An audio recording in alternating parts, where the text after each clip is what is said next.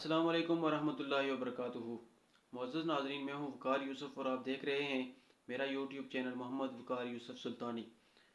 ناظرین، اللہ تعالیٰ کے فضل و احسان سے یقیناً آپ خیریت سے ہوں گے۔ آج سیرت نبوی صلی اللہ علیہ وسلم کے ایک موضوع کے ساتھ آپ کے سامنے حاضر ہیں۔ آج نبی اکرم صلی اللہ علیہ وسلم کی سیرت کے باب میں سے ہم ان عورتوں کا تذکرہ کریں گے کہ جن خواتین کو نبی اکرم صلی اللہ علیہ وسلم نے پیغام نکاح بھیجا، لیکن ان سے کئی وجوہات کی بنا پر نکاح نہ ہو سکا۔ آج ہم ان کے نام اور ان کا تذکرہ کریں گے۔ اس سلسلے میں سب سے پہلے نمبر پر ام ہانی بنت ابو طالب بن عبد المطلب یہ آتی ہیں۔ ان کا اصل نام فاختہ تھا۔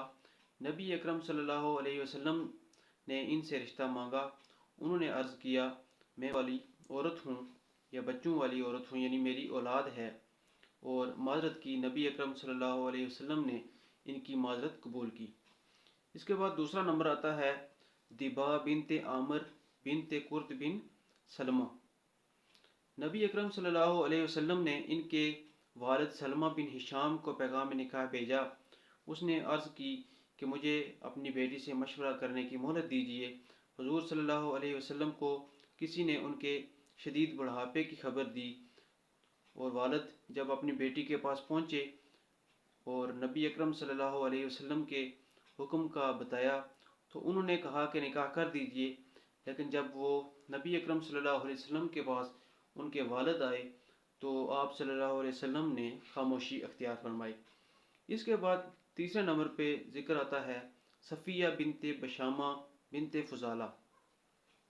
نبی اکرم صلی اللہ علیہ وسلم نے اس خاتون کو بھی اس وقت نکاح کا پیغام بھیجا جب یہ قید ہو کر آئیں۔ آپ صلی اللہ علیہ وسلم نے اس کو اس کی پسند پر چھوڑ دیا کہ تمہیں اختیار ہے، چاہے تم مجھ سے نکاح کر لو یا اپنے پہلے خاوند کو اختیار کر لو، یعنی کہ جو اس وقت غیر مسلم تھا۔ تو اس عورت نے کہا کہ مجھے پہلا شوہر پسند ہے۔ آپ صلی اللہ علیہ وسلم نے اس کو آزاد کر دیا۔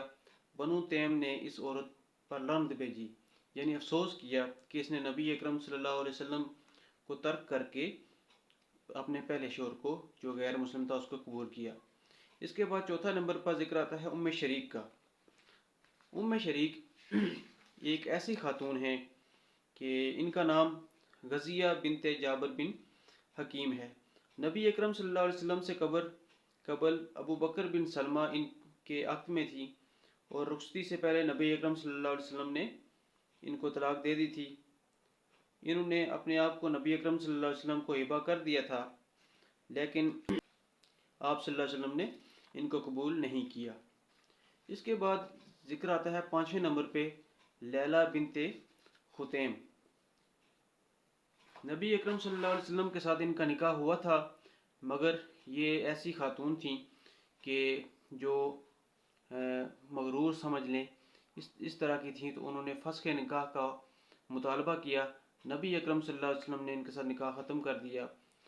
اس کے بعد چھٹے نمبر پہ خولہ بنت حکیم بن امیہ۔